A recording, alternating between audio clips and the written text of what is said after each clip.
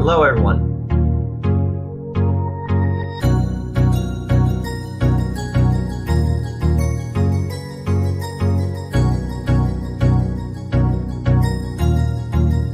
That's good.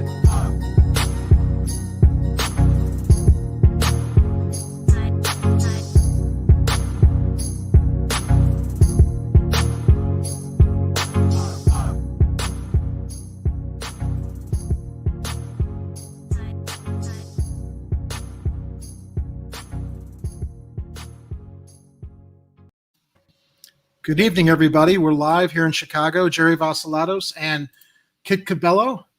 We decided to do a little impromptu broadcast tonight. I mean, this is a serious matter. I think we're going to have a little bit of fun with it, given A little bit of fun. That's a bit of an understatement right there. Okay, I'll give you that. I want to kind of start off the show with what we saw happening on social media today. If you haven't heard the rumors, Mayor Lightfoot has been accused of being involved in a somewhat sordid set of circumstances, all alleged.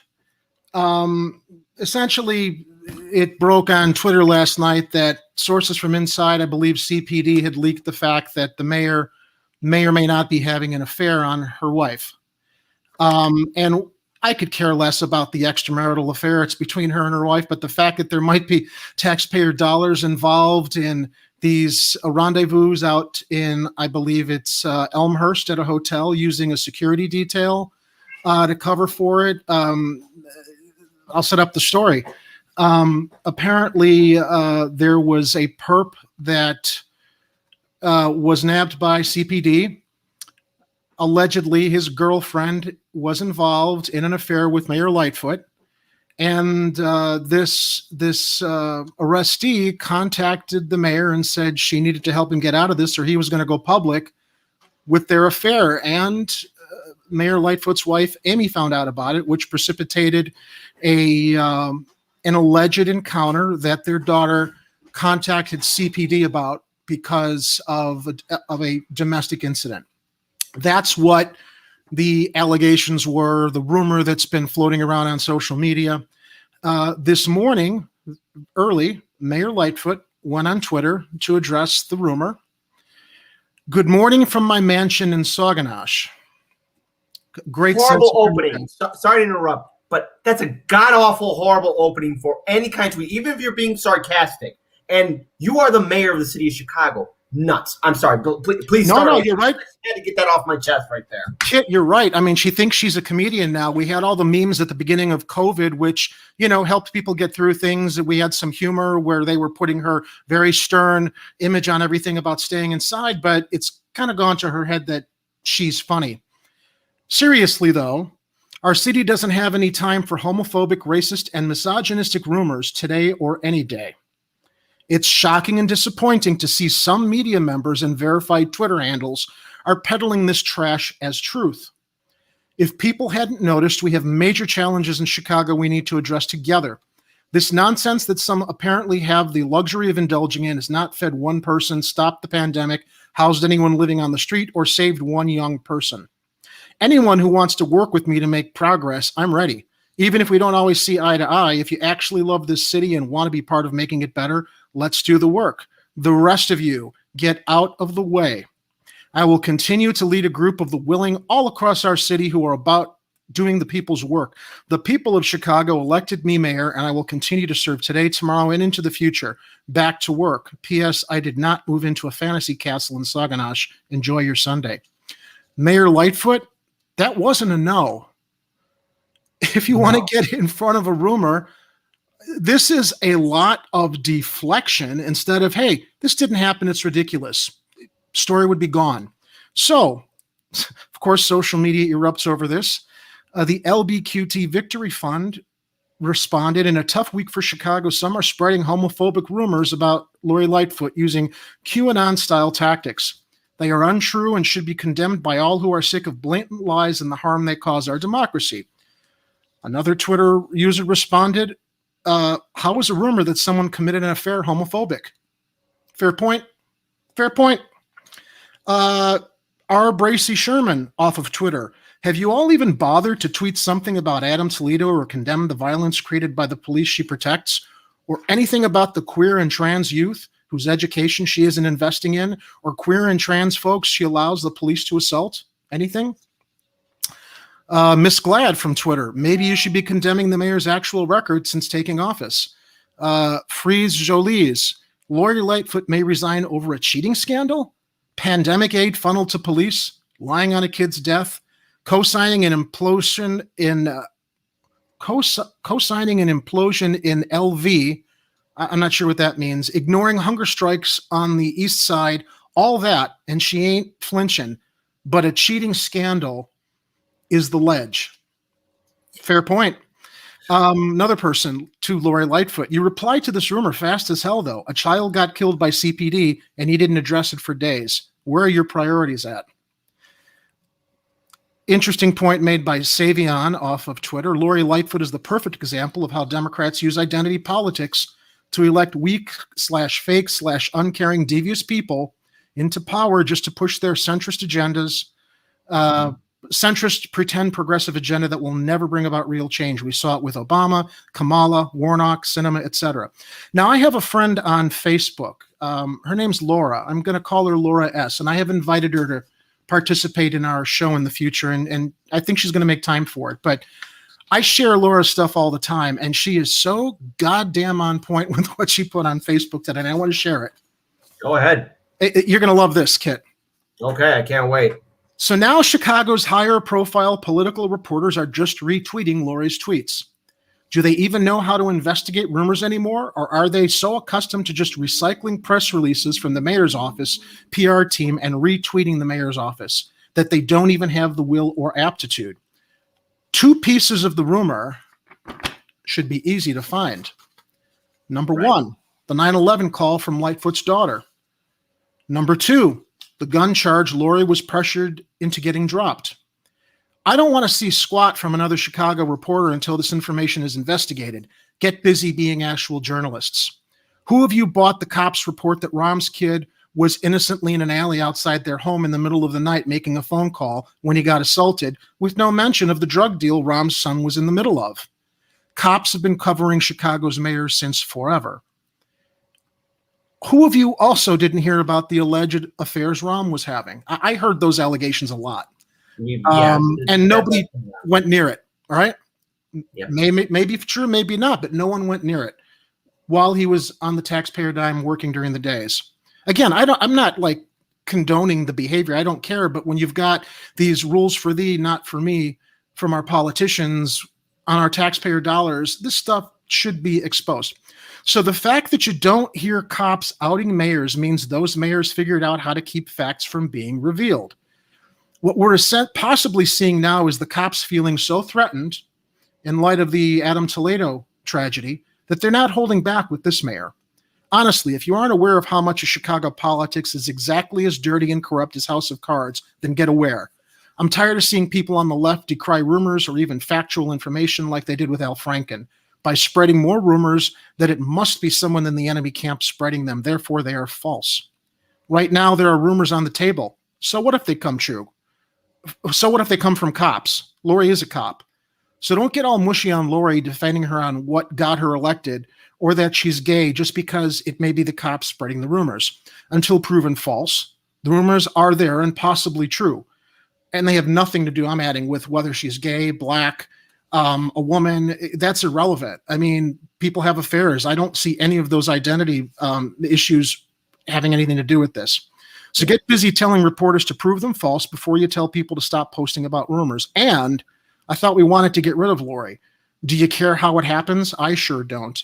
Now, to be fair, really quickly, before we discuss this, on the flip side, it's entirely possible that the cops just decided to float this rumor in a really bad week to basically distract people from the Toledo investigation and all of the fallout from that. Very possible. Wouldn't put it past them. But if it's true, what are reporters doing about uncovering the facts instead of just sharing the mayor's statements on social media so that it just goes away, when this mayor is responsible for so many other broken campaign promises. We talked about this the other night: de-escalating police pursuits, instituting a policy. She was for this 3 years ago. She's been in office 2 years now. She hasn't instituted that policy because she's broken so many promises that have damaged the city. Kit, I didn't want to filibuster. Your thoughts? That's fine. That's fine to filibuster, Jerry. I'm just listening in, and you're repeating everything that I read on social media, and I'm already looking at the live stream chat. So before I end my commentary in here, there's one thing I do address. There's a couple people in here saying, look, Gene, shout out to Gene, I'll wait for the evidence, then I'll think about this. And that's the thing. There's no proof yet. For all we know, this could be fabricated. However, I want to add on to what Gene is saying. Number one, when Lori Lightfoot sent out that sarcastic tweet, you are the executive, the commander-in-chief of the city of Chicago. Yes, it's the title of mayor, but the office of mayor in the city of Chicago means something, because at the end of the day, I talked about this on the previous show, Old Man Daley made that seat what it is today. The office of mayor wasn't always like that. So the buck stops with the office of the mayor. And so the fact that she did this sarcastic tweet, it should let everyone know, like, well, all you could have done was say, these rumors are false, and I will do a press conference. Simple as that. No need to be no need to do anything. All what this is doing is adding more fuel to not only to your competitors, but to your critics, and even and your allies are going to start questioning your ability to command. It wasn't too long ago when we at Hard Lens Media did a story on how Mayor Lightfoot is a little thin-skinned. And if you're going to be in politics, or in media, or in anything, you got to have a thick skin in life. I'm sorry, we're going to be open to ridicule. Everyone online is going to be open to ridicule. Nobody's safe. Nobody is special. I also want to address Where Pilgrim. Why is this affair rumor homophobic, racist, or sexist? Look, people are going to be people. I don't care how you identify as, who you worship, the color of your skin. Human beings are flawed. No one is special. Just because we're all in different groups, let's acknowledge that being different is great. However, human beings have failures, and everyone is capable of failing with anything. I also want to acknowledge E. Heller. He says LV means little village, with the demolition explosion that took place Thank you, E. Heller. A while ago. So let me just add my commentary onto what we're seeing with Mayor Lightfoot. It wasn't too long ago in 2019 where the whole city was united in voting for her. She promised a whole bunch of reform. This was the first time ever in our city's history where we were not going to have a continuous dynastic mayor. Rahm Emanuel broke that. He only served 2 terms. We're so used to seeing a mayor get reelected. He or she might as well be king or queen of the city, because we perfected feudalism in this city. And now we're seeing the whole city almost divided, or dare I say it, if I want to be a little controversial, against Mayor Lori Lightfoot, not only for her actions in 2020 during the George Floyd protests for raising up the bridges, but being against a universal basic income, giving $280 million of COVID relief to the Chicago Police Department, continuing on to turning a blind eye to gentrification that's happening in the city of Chicago, all the while not even addressing that there's still lead in our drinking water. There's still lead in our drinking water. And so now I'm curious how 2023 will play out. And what I mean by this is, will Lightfoot continue on? Because I can't see how anyone would even want to back her for a second term. And then do we see a repeat of 2019 where we're seeing 15 to 20 candidates running for office of the mayor? Is this going to be our new normal until we find another king? And God forbid we ever get a continuous mayoral dynastic rule again, because I don't want to see that happen. But Lightfoot is, again, not being a leader. She's causing people to question her leadership, all the while not even addressing the fact that during that press conference, before the Adam Toledo video was made public, she was tiptoeing around the answers that the reporters were asking. Did he have a gun in his hand? Were his hands up? Did he point the gun at the cops? Now, we all saw that horrifying video. The kid's hands were up in the air. And he was shot. And now the mayor's telling people to calm down. And then she does this sarcastic tweet. Well, there's no confidence. I can't predict the future, but her political capital is nowhere near to what it was in the early days of her administration in 2019. Absolutely not. And it's interesting to I have a little visitor here. Excuse me. It's interesting to at the press conference where they released the video, they wouldn't take questions from reporters at all. How do you have a press conference to Oreo, everybody? He's very friendly. How you doing? Anytime I'm working is when he wants to come and walk on my desk. No, but yeah, you want transparency. You release the video. You don't allow reporters to ask questions. And then we had the first night of protest and the second night. Then this gets dropped. And again, there was someone in the live chat, Gene, could it be a smear? Sure, it could be a smear. I'm not dismissing it's not. I mean, in the best circumstances, I hope it is a smear, because then it would take our attention off of something sordid that we really don't need to pay attention to and focus on the business of the city. Cops have engaged in dirty tactics politically to, distract from things that are going. It could be any number of things, but Kit, to your point too, yeah, the simplest way to just diffuse this and get on with the most important things we have to deal with is horrible rumors circulating last night. No sarcasm. It's not true. And then everything else that she said, we need to get back to the business of running the city.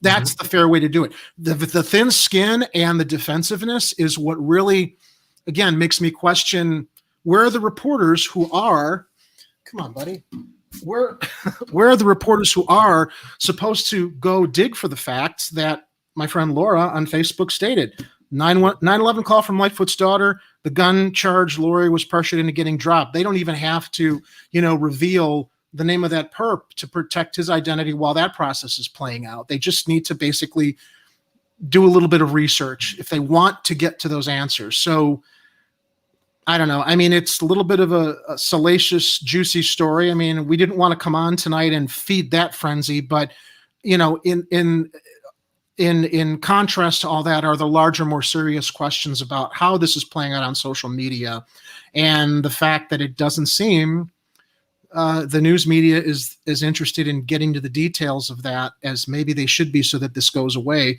Complicated by the fact you've got a mayor with the thin skin coming on and basically adding fuel to the fire, along with everything else she's basically people are unhappy with her about. When we're looking at Lightfoot, with the evidence of this story, because it should not overshadow, and I really am upset that this story is starting to overshadow Adam Toledo, because again, it's a scandal. It's a scandal.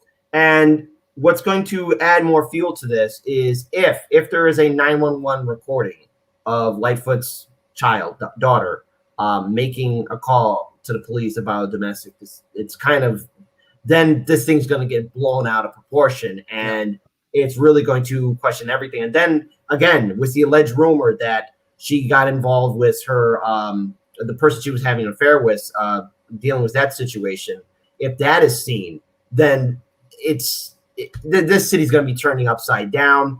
And I'm afraid that Adam Toledo will be covered up. All while we cannot forget that there's Reddit video of memorials to Adam Toledo.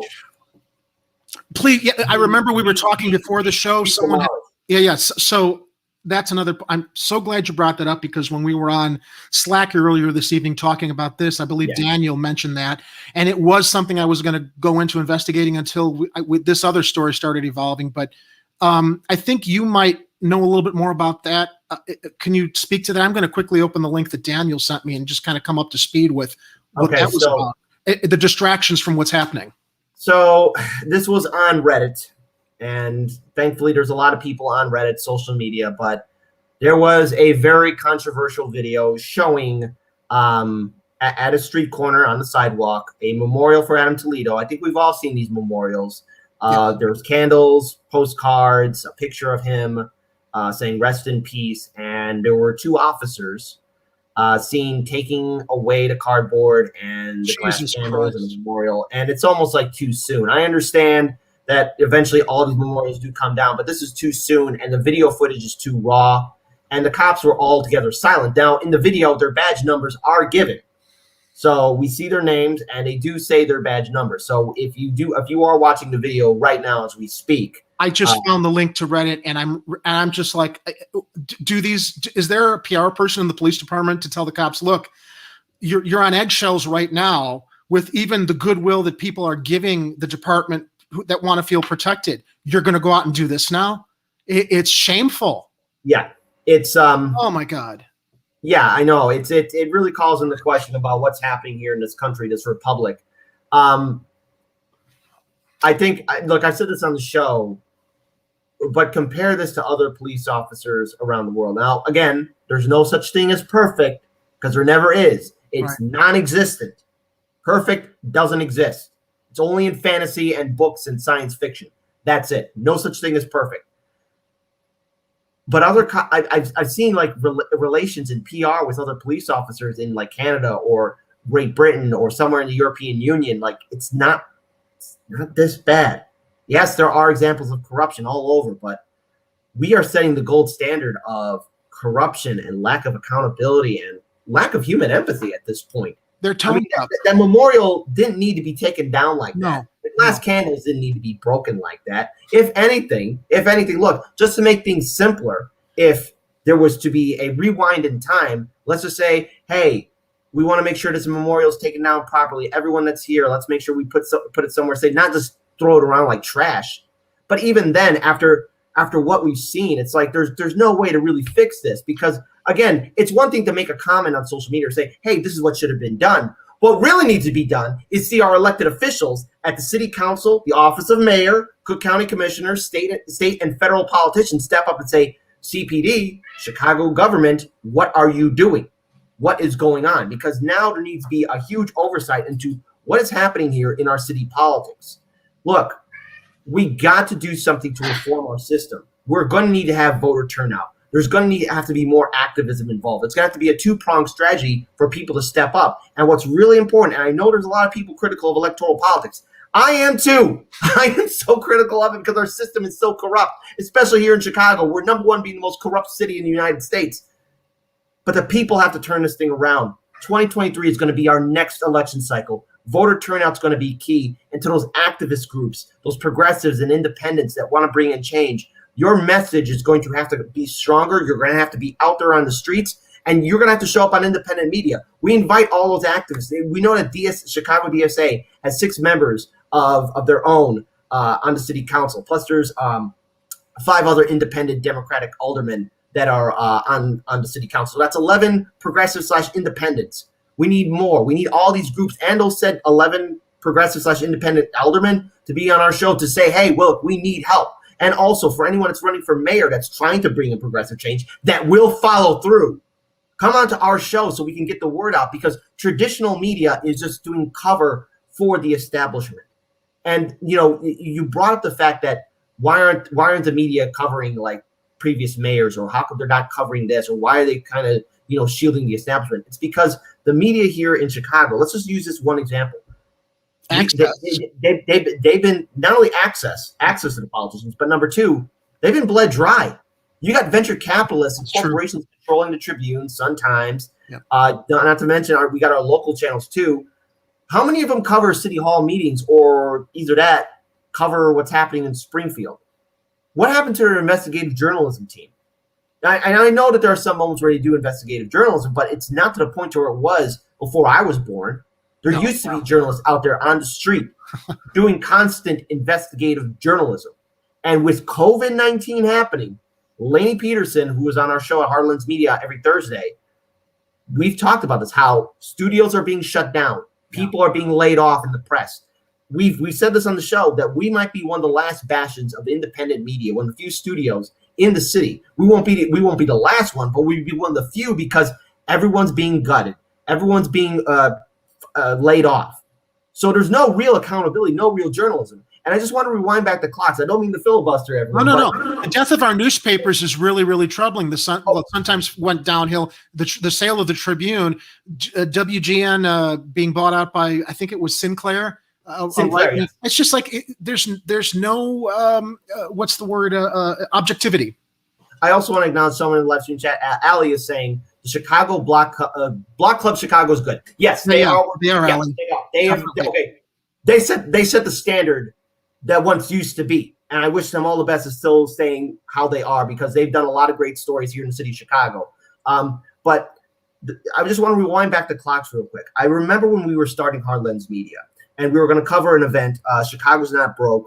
It was a class meeting by Tom Tresher. He was doing like a video coverage about what the TIF funds are. Great book. Everybody should seek out and read as well. It's an outstanding book. I can't recommend it enough. Chicago's Not Broke, written by Tom Drescher. Great book. It's not even a long read, but I'll tell you why we have money and why we are not broke. Long story short, I'm waiting in the lobby because Daniel has the camera gear and equipment. He's coming to the location, to the university. I think it's DePaul University we were at. And I found a red-eye newspaper, and I'm looking at it, and it says, "See Pilsen before it's too late." And we were just covering the gentrification that's happening in Pilsen. This was like 2017, 2018, I believe. And I'm thinking, oh my God, the red eye is going to cover gentrification.